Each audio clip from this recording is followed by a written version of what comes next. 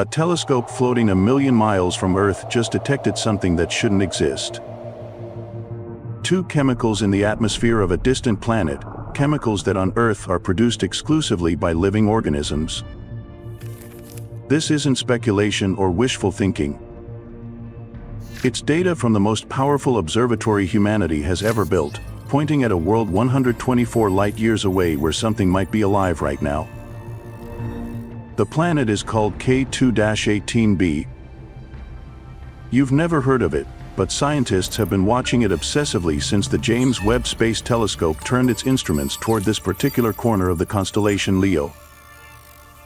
What they found there has divided the scientific community into camps of cautious optimism and aggressive skepticism, because the implications are staggering. We might be looking at the first real evidence of life beyond Earth. Here's what makes this so compelling. The chemicals detected, dimethyl sulfide and dimethyl disulfide, don't just sometimes get produced by life on Earth. They're made almost exclusively by microscopic marine organisms like phytoplankton and algae. These aren't gases that form easily through random chemistry. They require specific biological processes, the kind that happen when living cells metabolize sulfur compounds in ocean water. Finding them in another planet's atmosphere is like walking into an empty house and smelling fresh coffee. Something made that. But let's pump the brakes for a second, because this story is way more complicated than the headlines suggest. K2-18b sits in what astronomers call the habitable zone of its star, a red dwarf much smaller and cooler than our Sun. The planet orbits this star every 33 days, receiving roughly the same amount of light Earth gets from the Sun. It's massive compared to our world, about 8.6 times Earth's mass and 2.6 times larger in diameter. That makes it what scientists call a sub-Neptune, somewhere between Earth and the ice giants in our own solar system. The distance? 124 light-years. That means the light the Webb telescope is analyzing left that planet during the late 1800s on Earth. We're looking at old light, ancient photons that traveled through space for more than a century before hitting Webb's mirrors and revealing their secrets. What makes K2-18b particularly interesting is that it might be what's called a Hycean world. The term was coined in 2021, a mashup of hydrogen and ocean, describing planets that weren't supposed to be habitable but might actually be perfect for life. These are worlds covered in deep oceans, potentially hundreds or even 1,000 kilometers deep in some places, with thick hydrogen-rich atmospheres above them. Before the concept of Hycean planets, scientists assumed hydrogen atmospheres would make worlds too hot for life. K2-18b is forcing a rethink of that assumption. The detection itself happened through a method called transit spectroscopy. When K2-18b passes in front of its star from our perspective, starlight filters through the planet's atmosphere before reaching us. Different molecules absorb specific wavelengths of light, creating a kind of chemical fingerprint. Webb's instruments are so sensitive they can detect these tiny variations in brightness and identify what gases are present millions of miles away. In 2023, the telescope detected methane and carbon dioxide in K2-18b's atmosphere. That was already significant, the first time such carbon-based molecules were spotted on an exoplanet in a habitable zone. But there was something else in the data, a weak signal that looked like it might be dimethyl sulfide. So the research team, led by scientists from the University of Cambridge, pointed Webb back at the planet using a different instrument, the mid-infrared instrument, designed to detect different wavelengths of light. What they found was stronger evidence for both dimethyl sulfide and dimethyl disulfide. The concentrations are wild compared to Earth. On our planet, these chemicals exist at levels below 1 part per billion in the atmosphere. On K2-18b, the estimated concentrations are over 10 parts per million. That's thousands of times stronger. If these readings are accurate, Something is pumping these gases into that atmosphere at an extraordinary rate. On Earth, the process works like this. Marine phytoplankton, particularly dinoflagellates and coccolithophores, produce a compound called DMSP as part of their cellular processes. When these organisms die or get eaten, or when viruses attack them, DMSP breaks down into dimethyl sulfide. It's a complex chain involving bacteria, enzymes, and photochemical reactions. The DMS then escapes into the atmosphere where it plays a role in cloud formation and the planet's sulfur cycle. It's a signature of biological activity in ocean ecosystems. Finding it on another world should mean something similar is happening there. Should. That's where the controversy explodes. The statistical confidence level of this detection sits at 3 sigma. In scientific terms, that means there's a 0.3% chance the signal is just random noise, a fluke in the data. Sounds pretty good, right? Except the gold standard for scientific discovery is 5 sigma, which represents a probability of less than 0.00006% that the result is random. The difference between 3 sigma and 5 sigma is the difference between interesting and definitive. The research team knows this. They've been careful not to claim they've discovered life. What they're saying is that the data they have is consistent with the presence of these biosignature molecules, and that more observations are needed. They estimate another 16 to 24 hours of observation time with Webb could push them to that 5 sigma threshold. But here's where it gets messy. Other scientists have analyzed the same data and reached different conclusions. Some argue that the DMS signal isn't actually there at all, that it overlaps too much with methane signals and the analysis methods aren't robust enough to separate them. The data, they say, is consistent with a flat line, no bump or wiggle indicating a real detection. It's a classic case of seeing what you want to see in noisy data. Then there's the magma planet hypothesis. Some researchers think K2-18b isn't a water world at all, but a hellscape with oceans of molten rock instead of liquid water. Raymond Peary-Humbert, a planetary physicist at Oxford, has run models suggesting the planet is too hot for life, that any water present would be superheated and the surface would be volcanic. If that's true, the entire Hycean world concept for K2-18b collapses. There's also the non-biological production problem. DMS has been detected on comets and in interstellar space, proving it can form without life through purely chemical processes we don't fully understand. Just because we only know biological sources on Earth doesn't mean that's the only way it forms in the universe.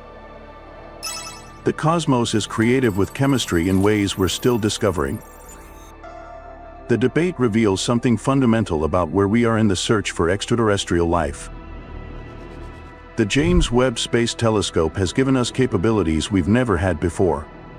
In just a few years of operation, we've learned more about exoplanet atmospheres than in the previous 3 decades combined. But we're operating at the absolute edge of what's possible with current technology. We're trying to detect faint signals from small planets incredibly far away, and interpretation of that data requires making assumptions about alien environments we can't directly observe. This is the paradox. We finally have tools powerful enough to potentially detect life on other worlds, but we might not have tools precise enough to prove it definitively. Webb might identify the most promising candidates, the worlds worth watching more closely, but confirming life could require the next generation of telescopes that haven't been built yet. What we do know is this: K2-18b is real. It's sitting in its star's habitable zone. It has an atmosphere with carbon-based molecules. The chemistry is complex and active. Whether that chemistry includes life remains an open question, one that's driving some of the most heated scientific debates happening right now. The lead researcher, Nikumit Husudhan from Cambridge, has said that the only scenario currently explaining all the Webb data, past and present, is one where K2-18b is a Hycean world teeming with life. But he's also emphasized the need for deep skepticism, for testing and retesting, because that's how science works. No one wants to claim prematurely that we found alien life. What kind of life are we talking about if it exists? Not little green men or intelligent civilizations. The conditions on K2-18b, assuming it's habitable at all, would support microbial life at best. Think of Earth's oceans billions of years ago, filled with single-celled organisms producing gases as metabolic waste. That's the kind of biology we might be detecting, primitive but profound. The hydrogen-rich atmosphere adds another layer of complexity. Laboratory experiments show that Earth microorganisms can survive in hydrogen atmospheres, so hydrogen itself isn't a deal-breaker for life. But it changes which biosignature gases are reliable indicators. Some gases that scream life on Earth might form through non-biological processes in hydrogen-rich environments, making interpretation even trickier. The temperature is estimated between 250 and 300 Kelvin in the absence of greenhouse effects. That's cold, but not impossibly so. With the right atmospheric composition and pressure, liquid water could exist. The deeper layers of the atmosphere might be too hot, crushing, but there could be a zone, a sweet spot where conditions align. Ocean depths on Hycean worlds are staggering to contemplate. Depending on surface gravity and temperature, these oceans could extend tens to hundreds of kilometers deep, reaching pressures of 60,000 bar before the water transitions to high-pressure ice. That's an alien environment by any measure, but Earth's deep oceans host life in equally extreme conditions. Hydrothermal vents, crushing pressure, total darkness, yet life thrives. If K2-18b is producing dimethyl sulfide biologically, the implications extend far beyond one planet. Hycean worlds are thought to be common around red dwarf stars, the most numerous stars in the galaxy. Their larger sizes compared to rocky planets make them easier to observe and analyze.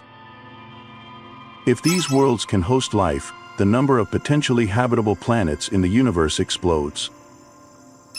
But we're getting ahead of ourselves. The data is preliminary, contested, requiring confirmation. The scientific process is working exactly as it should, with competing teams analyzing the same information and reaching different conclusions.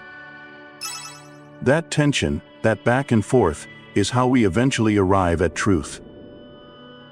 What happens next matters enormously.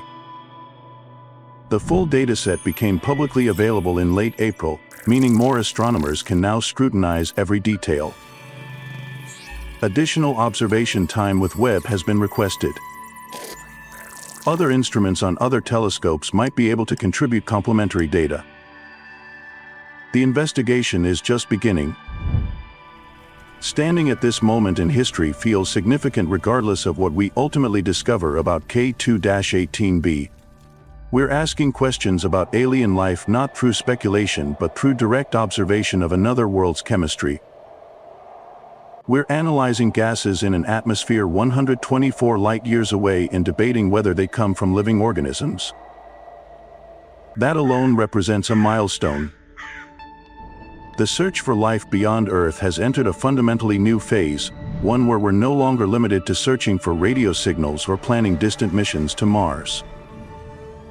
We're using infrared telescopes to sniff the air of alien worlds, looking for the chemical exhaust of biology.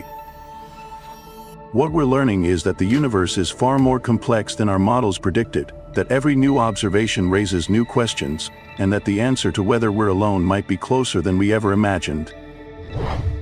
But first, we need to understand what we're actually looking at. The challenge lies in how we actually detect these molecules from such an enormous distance. Light becomes the messenger.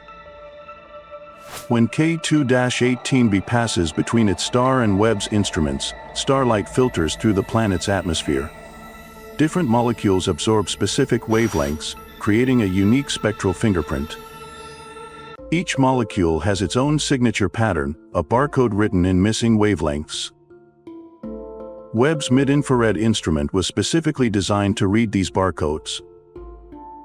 The telescope doesn't see K2-18b directly. What it captures is the star's light after it's been altered by passing through alien air. The brightness drops slightly during transit, and that drop varies by wavelength depending on what's in the atmosphere. Methane absorbs certain infrared wavelengths. Carbon dioxide takes others. And dimethyl sulfide, if it's there, should create its own distinctive absorption pattern. The problem is that these signals are incredibly faint. We're talking about detecting changes in brightness of less than 1%, and then within that tiny signal, finding even smaller variations that indicate specific molecules. It's like trying to identify a single instrument in an orchestra from a mile away while standing next to a jet engine. The initial detection of dimethyl sulfide came from analyzing how starlight was absorbed at specific infrared wavelengths between about 3 and 5 microns. The researchers saw what they interpreted as the spectral signature of DMS, a pattern that shouldn't be there unless something is producing this molecule. But here's where it gets complicated. Dimethyl disulfide has overlapping spectral features in the same wavelength range. Both molecules belong to the same chemical family. Both are predicted biosignatures. The current data can't definitively distinguish between them. Think of it like hearing a muffled voice through a wall. You know someone's speaking, but you can't quite make out whether they said yes or yeah. Both fit what you're hearing. Additional observations might sharpen the signal enough to tell them apart, but right now, we're stuck with one or the other, possibly both. The concentrations detected make the biological interpretation even more intriguing. On Earth, dimethyl sulfide exists in the atmosphere at concentrations below 1 part per billion by volume. It's produced by marine phytoplankton, released into the air, and quickly broken down by chemical reactions. The levels are low because production is balanced by destruction. On K2-18b, the estimated concentration is over 10 parts per million, thousands of times higher than Earth's levels. That's a massive difference requiring explanation. If biology is producing DMS on K2-18b, it must be doing so at extraordinary rates, or the molecule must be more stable in that environment, or both. A hydrogen-rich atmosphere might slow down the chemical reactions that normally destroy DMS on Earth. Alternatively, if there's a vast ocean teeming with DMS-producing organisms and the atmospheric chemistry is different, concentrations could build up to levels we never see in our own atmosphere. But the skeptics have compelling counterarguments. The DMS signal isn't strong. It appears in some data analysis methods but not others. When you're working at the absolute limits of instrumental sensitivity, noise becomes a serious concern. Random fluctuations can create patterns that look like signals. Statistical tools help separate real detections from false positives, but they're not perfect, especially when the signal is weak. The 3 sigma confidence level means there's a 0.3% chance the signal is just noise, a random fluctuation that happens to look like dimethyl sulfide. That might sound pretty good, but science has a higher bar. 5 sigma confidence, the gold standard for claiming a discovery, means less than a 0.00006% chance of being wrong. We're not there yet. Not even close. Then there's the methane problem. Computer models accounting for the physics and chemistry of both DMS and methane in a hydrogen-based atmosphere suggest the signal might actually be methane, not dimethyl sulfide at all. Methane was already detected on K2-18b in previous observations. If methane absorption overlaps with where we expect to see DMS, we might be mistaking one for the other. It's like trying to hear a whisper next to someone shouting. The loud signal can mask or mimic the quiet one. Raymond Pury-Humbert from Oxford University published research suggesting K2-18b might not be a water world at all. His models indicate the planet could be too hot for liquid water oceans, that what we're seeing might be better explained by a magma planet with oceans of molten rock instead of water. If that's true, the entire Hyesean interpretation collapses. No water ocean means no marine phytoplankton-like organisms producing DMS. The whole biological hypothesis falls apart. A magma planet sounds outlandish, but it's not impossible. The temperature estimates for K2-18b range from about 250 to 300 Kelvin without greenhouse effects, but greenhouse warming from a thick hydrogen atmosphere could push surface temperatures much higher. If the deeper atmosphere is hot enough to melt rock, we're not looking at a potentially habitable world but a hellscape wrapped in hydrogen. The recent reanalysis added more fuel to the skeptical fire. Independent researchers examined the same Webb data and found that instead of a clear signal, a bump or wiggle in the spectrum, the data looks consistent with a flat line. No dimethyl sulfide.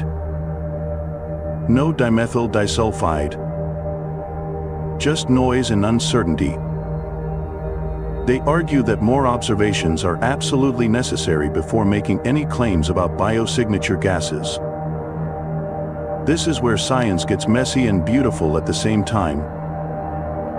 Multiple teams analyzing identical data reach different conclusions.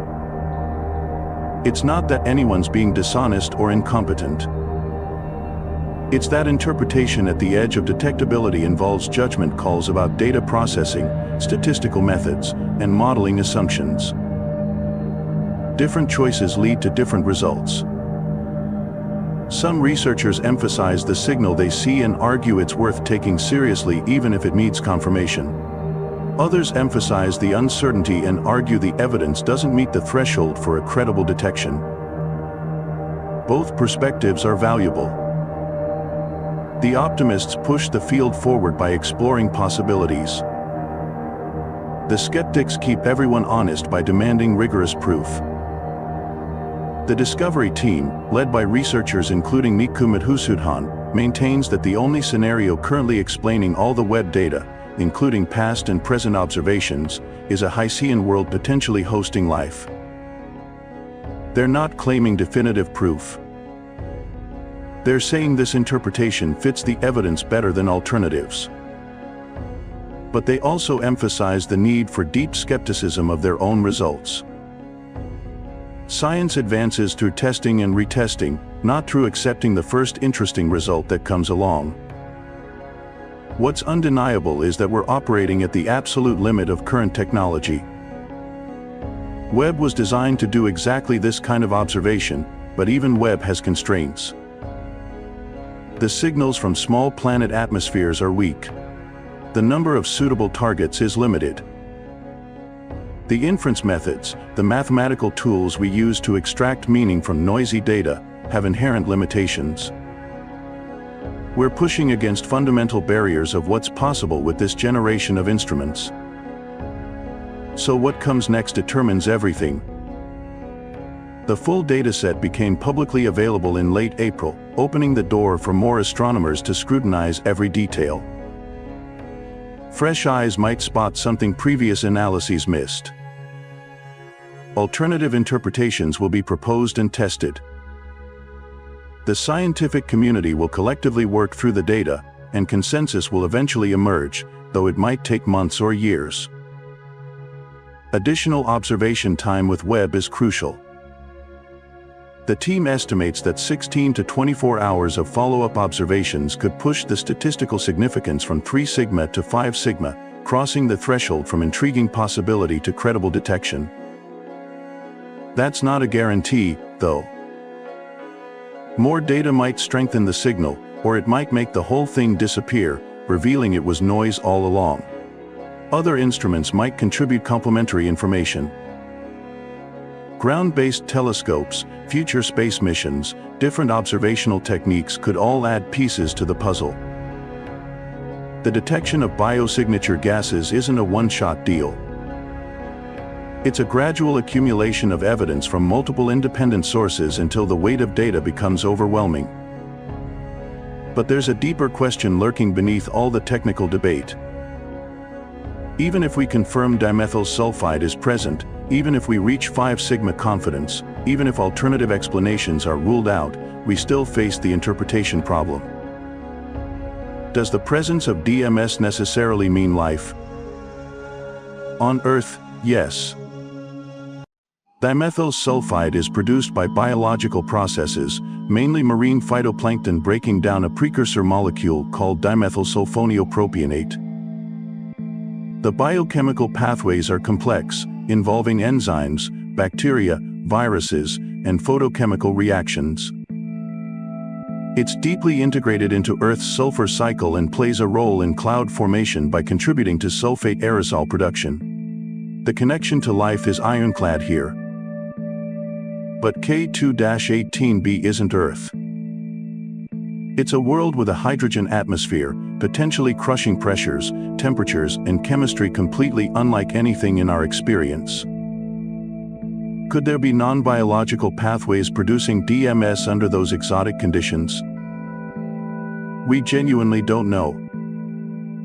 DMS has been detected on comets and in the interstellar medium, proving it can form without biology in certain environments. Those detections don't involve planetary atmospheres or the concentrations we're discussing, but they demonstrate that the molecule itself isn't exclusively biological. Unknown chemistry in unknown conditions could potentially generate biosignature gases through non-living processes.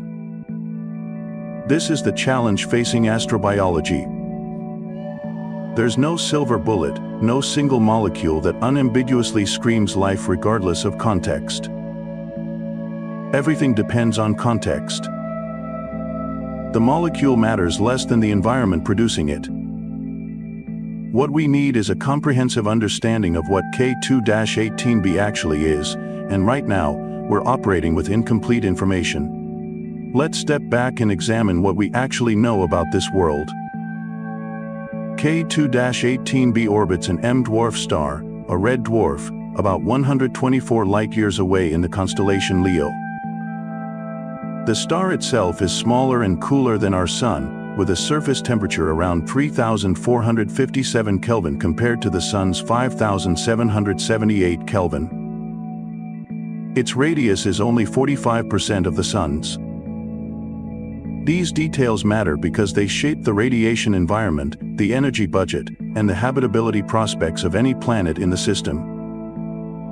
K2-18b completes one orbit every 33 days, placing it squarely within what astronomers call the habitable zone, the region where temperatures theoretically allow liquid water to exist on a planet's surface. It receives roughly the same amount of stellar radiation that Earth receives from the Sun. That sounds promising until you remember that habitable zone is a crude first-order approximation.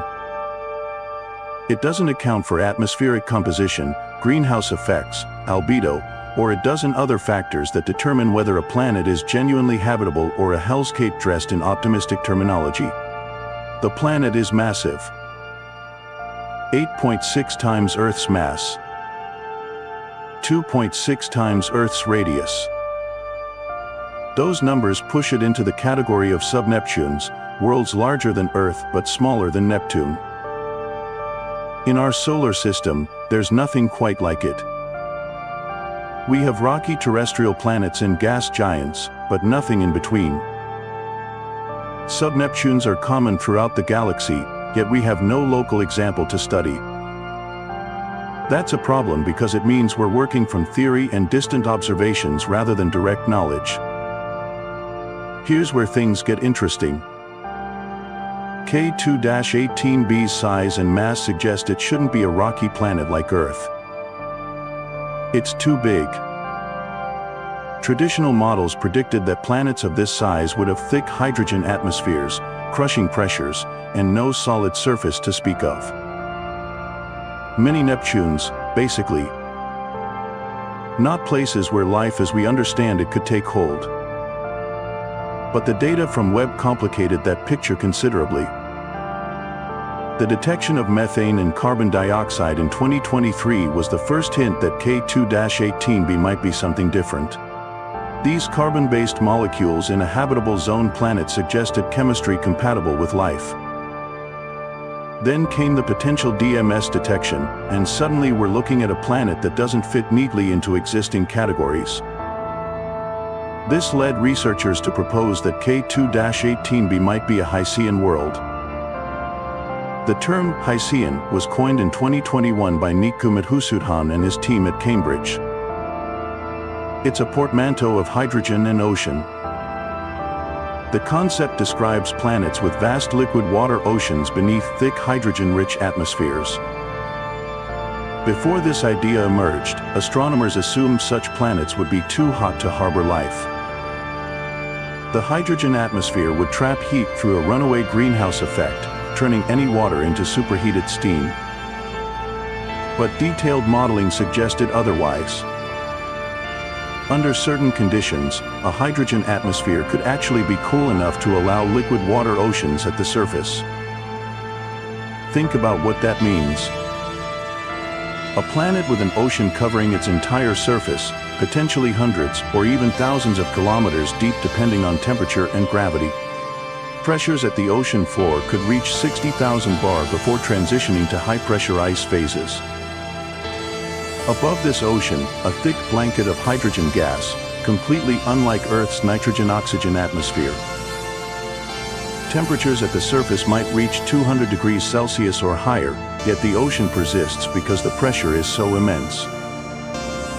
This is not an environment remotely similar to Earth. If life exists there, it's operating under physical and chemical rules we can barely imagine. The hydrogen atmosphere alone changes everything. On Earth, certain biosignature gases are considered reliable indicators of life because they react quickly and shouldn't persist without biological replenishment. But in a hydrogen-rich atmosphere, those same gases might be produced through non-biological chemistry or might be stable enough to accumulate without life. The rulebook we've been using doesn't apply. Laboratory experiments have shown that Earth microorganisms can survive in hydrogen-rich atmospheres. Hydrogen itself isn't toxic to life. But that's different from saying life could originate and thrive in such conditions. We're extrapolating from our limited understanding of terrestrial biochemistry into a regime where we have no data. The ocean depths on a Hycean world depend critically on surface temperature and gravity.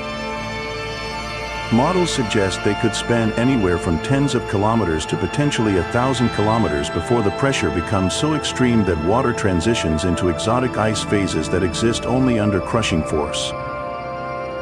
These ice layers would be hot, not cold, because temperature increases with depth. The conventional image of ice doesn't apply here. Within such an ocean, where would life exist? Near the surface, where temperatures might be survivable but radiation from the star could be intense. Deeper down, where pressure is enormous but conditions might be more stable. Around hydrothermal vents on the ocean floor, if such things exist. We genuinely don't know. The possibilities are wide open, constrained only by physics and chemistry, not by any examples we can point to. But there's a competing interpretation that throws all of this into question. Some researchers, including Raymond Pury-Humbert at Oxford, argue that K2-18b isn't a water world at all. Their models suggest it's too hot for liquid water to exist at the surface. Instead, they propose it might be a magma planet, a world where the surface is molten rock, not ocean. If that's correct, the entire Hycean hypothesis collapses, and K2-18b becomes a completely different kind of object, one with no habitability potential whatsoever. The debate hinges on details. Atmospheric composition, cloud properties, albedo, internal heat flow. Small differences in these parameters lead to radically different conclusions. One model produces a temperate water world. Another produces an inferno. Both are consistent with the limited data we have, which tells you how uncertain the situation really is. What about the concentration of DMS itself? On Earth, dimethyl sulfide exists in the atmosphere at levels below 1 part per billion by volume. Trace amounts. On K2-18b, the estimated concentration is over 10 parts per million. Thousands of times stronger. That's a massive difference. If the detection is real, it demands an explanation. Biological processes on Earth don't produce DMS at those concentrations in the atmosphere. So either K2-18b has vastly more biological activity than Earth, or the chemistry producing DMS there operates through entirely different mechanisms. Perhaps life on a Hycean world, if it exists, is incredibly productive. An ocean teeming with microorganisms, all releasing DMS as a metabolic byproduct, could potentially generate those high concentrations. Or maybe the atmospheric dynamics are different. On Earth, DMS gets oxidized quickly. On K2-18b, maybe it persists longer, accumulating to higher levels. We're speculating now, stacking assumptions on top of incomplete data. The alternative is that we're misinterpreting the signal entirely. Recent reanalyses of the Webb data suggest the DMS feature might not be there at all. Instead of a clear spectral bump indicating the molecule's presence, the data might be consistent with a flat line, just noise. The strength of the claimed detection depends entirely on how you process and interpret the raw data. Different analysis techniques produce different results. That's not ideal when you're trying to make the most important discovery in human history. Both DMS and DMDS are from the same chemical family, and their spectral features overlap in the wavelength range Webb observed.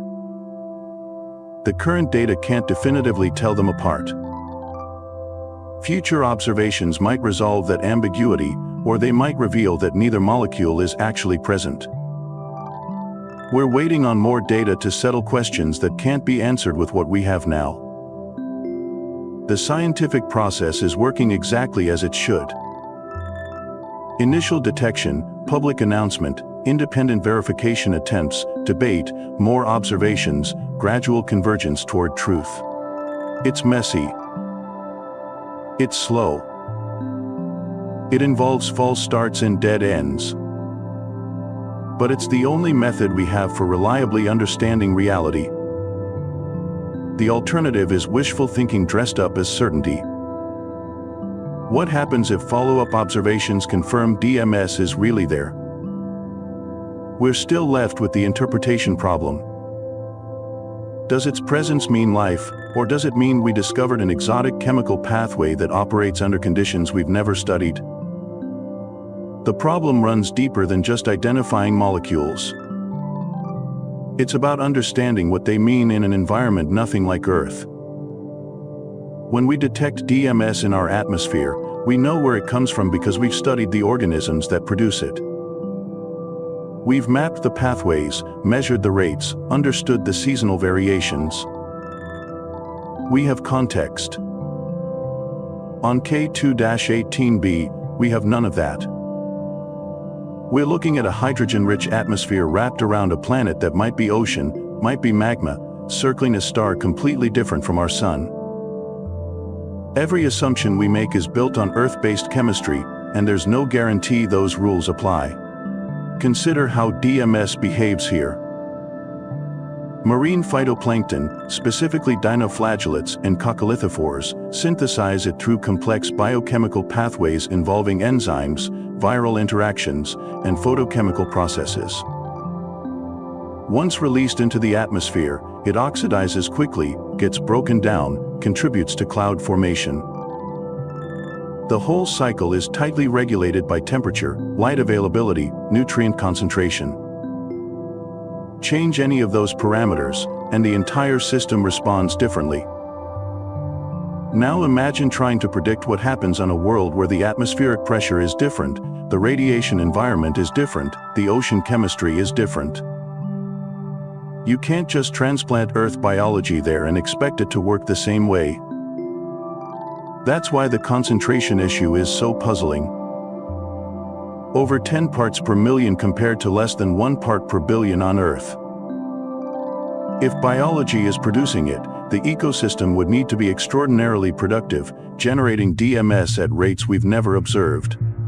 Or the atmospheric chemistry could be preventing its breakdown, allowing it to accumulate. Both scenarios require mechanisms we don't fully understand. You're trying to reverse engineer an alien biosphere from a single data point.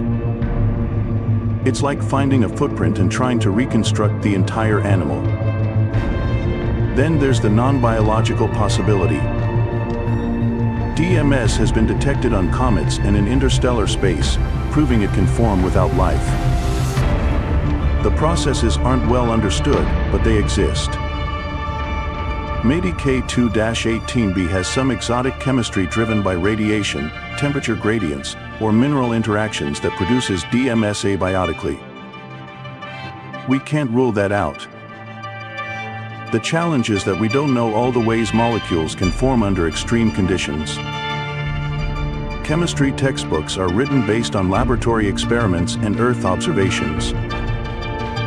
We're constantly discovering that nature is more creative than our models predict. Statistical significance matters here more than in most fields. The current detection sits at 3 sigma. In particle physics, you need 5 sigma before claiming a discovery. That's because the stakes are enormous and the risk of false positives is real. 3 sigma means there's a 0.3% chance the signal is just noise, random fluctuations masquerading as a real feature. Sounds pretty good until you consider how many observations astronomers make, how many wavelengths they examine, how many molecules they search for. With enough attempts, even unlikely coincidences become probable. The researchers know this. They're calling for more observation time, specifically 16 to 24 hours with Webb, to push the detection past 5 sigma. That would reduce the false positive probability to essentially 0. But getting that telescope time isn't trivial. Webb is the most in-demand observatory in history. Every astronomer wants a piece of it. Time is allocated through competitive proposals, peer review, priority ranking. K2-18b is important, but so are hundreds of other targets. Distant galaxies, forming stars, other exoplanets. The telescope can only point in one direction at a time. Patience is required, which is frustrating when you're sitting on potentially the biggest discovery ever made. While we wait, other teams are analyzing the same data independently. That's how science progresses. Multiple groups, different analysis techniques, various assumptions. If everyone reaches the same conclusion, confidence grows. If results diverge, that tells you the signal is ambiguous and more data is essential. Recent reanalyses have been less optimistic than the original announcement. Some researchers see a flat line where others see a spectral feature. The difference comes down to data processing choices. How you remove noise, how you model the baseline, which wavelength ranges you emphasize. None of these choices are obviously right or wrong. They're judgment calls, and different judgments lead to different conclusions. This is normal in cutting-edge science, especially when working at the limits of instrumental capability. Webb is astonishingly sensitive, but it's not magic. Detecting molecules in the atmosphere of a planet 124 light-years away requires extracting incredibly faint signals from noisy data. Think about what's actually happening. Light from a distant star passes through a thin layer of gas surrounding a planet. That gas absorbs specific wavelengths corresponding to molecular vibrations.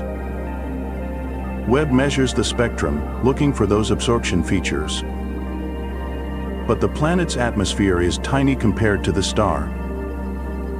The signal you're trying to detect is a fractional change in brightness at specific wavelengths. Any instrumental artifact, any calibration error, any unaccounted variable can produce false features. The overlap between DMS and DMDS complicates things further.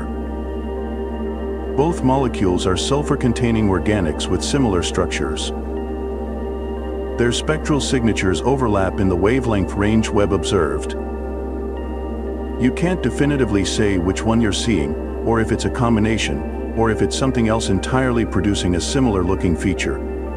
Future observations at different wavelengths might resolve the ambiguity, but right now, the data is consistent with multiple interpretations. What about the hydrogen-rich atmosphere itself? On Earth, biosignature gases are identified based on their behavior in our nitrogen-oxygen atmosphere. Certain molecules, like oxygen or methane in large quantities, are considered strong biosignatures because they shouldn't coexist without biology constantly replenishing them. But in a hydrogen-dominated atmosphere, those rules change. Some gases that would be biosignatures on Earth become unreliable indicators elsewhere. The chemistry is just different. Hydrogen reacts with things nitrogen doesn't. It changes oxidation states, reaction rates, equilibrium concentrations. You need entirely new models to predict what a biosignature would even look like in that environment. Microorganisms from Earth can survive in hydrogen-rich conditions. Lab experiments have demonstrated that. So hydrogen itself isn't toxic to life. But would life that evolved in a hydrogen atmosphere produce the same waste gases as Earth life? Maybe. Maybe not. Evolution is contingent. Life adapts to its environment using whatever chemistry is available. On Earth, photosynthesis uses water and produces oxygen. On a Hycean world, maybe life uses different molecules, produces different byproducts. We're looking for Earth-like biosignatures because those are the ones we know how to recognize. That doesn't mean they're the only ones that exist. The bigger question is whether we're even asking the right questions. For nearly a century, astronomers have focused on atmospheric disequilibrium as a sign of life. The idea is that certain gas mixtures shouldn't exist together unless something is actively maintaining them. Oxygen and methane, for example. They react with each other, so if you detect both in significant quantities, something must be replenishing them faster than they can react away. Life is one explanation. But it's not the only one. Geological processes, photochemistry, exotic atmospheric dynamics could also create disequilibrium. The challenge is distinguishing between biological and non-biological sources from light years away. K2-18b represents a test case for this entire approach. If the DMS detection holds up, if follow-up observations confirm it, we're forced to interpret what it means. Is it life? Is it chemistry we don't understand? Is it an instrumental artifact we haven't identified? Each answer has profound implications. If it's life, everything changes. If it's not, we've learned something important about planetary atmospheres and the limits of remote sensing. Either way, the process of figuring it out advances our understanding. The lead researchers have been careful with their language. They're not claiming definitive proof of life. They're presenting data, proposing interpretations, calling for verification. That's exactly how it should work. The temptation to overhype is enormous. This is the kind of discovery that makes careers, wins awards, gets remembered in textbooks. But claiming life prematurely, only to be proven wrong later, damages credibility and sets the field back. Better to be cautious, methodical, rigorous. Let the data accumulate. Let the debate unfold. Let the truth emerge through the messy, slow process of scientific consensus building. What happens if 5 sigma is reached and DMS is confirmed beyond doubt? We're still left with interpretation. The molecule is there, but what's producing it? That question can't be answered with spectroscopy alone. You'd need detailed atmospheric models, laboratory experiments simulating Hisian conditions, maybe even direct detection of other biosignatures to build a coherent case. One molecule isn't enough. You need a pattern, a suite of indicators that together point toward biology as the most likely explanation. That's the standard. Anything less leaves too much room for doubt. And that's where the timeline becomes critical. The researchers estimate they need between 16 and 24 additional hours of observation time with Webb. That might not sound like much, but telescope time is precious. Webb isn't dedicated to a single target. Hundreds of research teams compete for every available hour. Scheduling those observations, collecting the data, processing it, that takes months. Maybe longer. During that waiting period, the scientific community doesn't sit idle. The original dataset became publicly available in April, which means independent researchers can now access the same raw data. They'll run their own analyses, apply different statistical methods, test alternative interpretations. Some will support the findings. Others will challenge them. That's the messy reality of frontier science. Consensus doesn't emerge from a single paper, but from a community-wide process of scrutiny and verification. Here's what makes this particularly complicated. The signal isn't clean. It's buried in noise, overlapping with methane spectral features, sitting right at the edge of what current instruments can reliably detect. Different teams using different data reduction techniques might reach different conclusions about whether the bump in the spectrum is real or an artifact. That's already happening. Recent reanalyses of the same data suggest the signal might be consistent with a flat line, no feature at all. The original team stands by their results, pointing to specific wavelengths and modeling approaches that support the detection. Who's right? More data will tell. But even if the 5 sigma threshold is eventually reached, even if DMS is confirmed with statistical certainty, we're not done.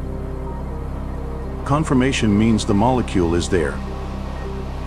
It doesn't automatically mean life put it there. You'd still need to rule out non-biological explanations. And here's where it gets tricky. DMS has been detected in comets. It's been found in the interstellar medium, the diffuse gas and dust between stars.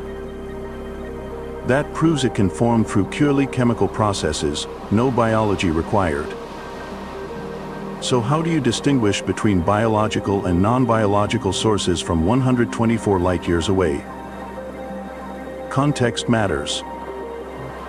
On Earth, DMS concentrations in the atmosphere are typically below 1 part per billion. On K2-18b, the estimated concentration is over 10 parts per million, thousands of times higher. That difference is significant. Non-biological processes tend to produce trace amounts, not massive concentrations. But that's an assumption based on Earth chemistry. Maybe Hisian world chemistry operates differently. Maybe there's some exotic photochemical pathway we haven't considered that churns out DMS at high concentrations without biology. You can't rule it out just because we haven't thought of it yet. This is why the search for biosignatures requires multiple lines of evidence. One molecule, however compelling, isn't enough. You need a pattern. A suite of gases that together make biological production the most parsimonious explanation. The researchers detected methane and carbon dioxide in earlier observations. Those are consistent with biological activity, but they're also produced by geological processes. Add DMS to the mix and the biological hypothesis becomes stronger. But it's still not definitive. You'd want to see other sulfur compounds, maybe organic molecules, signatures of metabolic waste products that don't have obvious non-biological sources. The challenge is that we're working with incredibly limited information. Transmission spectroscopy gives you atmospheric composition, nothing more. You can't see the surface. You can't measure ocean salinity or pH. You can't detect cellular structures or DNA. All you have is the chemical fingerprint of gases backlit by starlight. From that, you're trying to infer the presence of life. It's like trying to diagnose a patient's illness by analyzing their breath, except the patient is 124 light-years away and you only get to sample their breath once every few years. What would make the case stronger? Detection of gases that have no known non-biological source. On Earth, certain compounds are produced exclusively by life. Methyl chloride, for example, is made by marine algae and has no significant geological source. If you detected that on K2-18b, alongside DMS and other biosignatures, the biological hypothesis would become much harder to dismiss. But even then, you'd need to demonstrate that no unknown chemistry could produce those gases. That's a high bar. Some researchers argue we're approaching this wrong. Instead of looking for individual molecules, we should be looking for chemical disequilibrium patterns that only life can sustain. The idea is that life constantly pushes chemistry away from equilibrium, maintaining gas mixtures that would otherwise react away. On Earth, oxygen and methane coexist because life produces both faster than they can react with each other. Without life, that disequilibrium would collapse within a few million years. If you can demonstrate that K2-18b's atmosphere is in persistent disequilibrium, and that no geological or photochemical process can maintain it, that's stronger evidence than any single molecule. The problem is proving the negative. How do you demonstrate that no unknown process exists? You can't. You can only show that all known processes fail to explain the data. That's weaker than it sounds because planetary science is full of surprises. Venus has phosphine in its atmosphere, and nobody's entirely sure why. It could be life, or it could be some weird atmospheric chemistry we don't understand yet. The same uncertainty applies here. There's also the question of what kind of life we're talking about. If K2-18b hosts biology, it's almost certainly microbial. Single-celled organisms living in the ocean, metabolizing whatever chemistry is available. Not fish, not plants, nothing complex. The conditions wouldn't support it. High atmospheric pressure, crushing ocean depths, temperatures that might reach 200 degrees Celsius in deeper layers. Surface waters might be cooler, more temperate, but you're still looking at an alien environment fundamentally different from Earth. Life adapted to that environment wouldn't look like Earth life. It would be something else entirely. Which raises an interesting philosophical point. When we search for biosignatures, we're inherently biased toward Earth-like life because that's the only reference we have. We know what Earth life produces, what gases it releases, what chemical disequilibria it creates. But life elsewhere might operate on completely different principles. Silicon-based instead of carbon-based. Using ammonia instead of water. Metabolizing in ways we haven't imagined. If that's the case, we might be looking right at biosignatures without recognizing them because they don't match our preconceptions. This is the central tension in astrobiology. You want to cast a wide net, consider all possibilities, but you also need specific, testable predictions. You can't search for everything simultaneously. You have to prioritize, make educated guesses about what's most likely. That inevitably introduces bias. The challenge is being aware of that bias and not letting it blind you to unexpected findings. K2-18b might not be the planet where we finally confirm extraterrestrial life. The signal might not hold up. The interpretation might shift as more data comes in. But it's pushing the field forward regardless. It's forcing researchers to refine their models, develop better detection methods, think harder about what constitutes convincing evidence. Each attempt, whether successful or not, teaches us something about planetary atmospheres, about the limits of our instruments, about the complexity of distinguishing biology from chemistry. The next generation of telescopes will help. Instruments currently being designed will have higher sensitivity, better spectral resolution, the ability to study smaller, rockier planets. They'll be able to detect fainter signals, resolve overlapping spectral features, measure atmospheric composition with greater precision. That will narrow the uncertainty, make the interpretations less ambiguous. But it won't eliminate the fundamental challenge. We're still doing remote sensing across vast distances, inferring complex phenomena from limited data. What happens if we do eventually confirm life on K2-18b or another exoplanet? The implications extend far beyond astronomy. It would reshape our understanding of biology, showing that life isn't unique to Earth but emerges wherever conditions allow. It would raise questions about how common life is, whether intelligence is inevitable, what our place is in a universe teeming with biology. Those aren't just scientific questions. They're philosophical, even existential. But we're not there yet. Right now, we're in the uncertain middle ground between detection and confirmation. The data is suggestive but not conclusive. The interpretations are plausible but not proven. The path forward requires patience, rigor, and a willingness to accept that we might not get definitive answers as quickly as we'd like. The scientific process doesn't move in straight lines.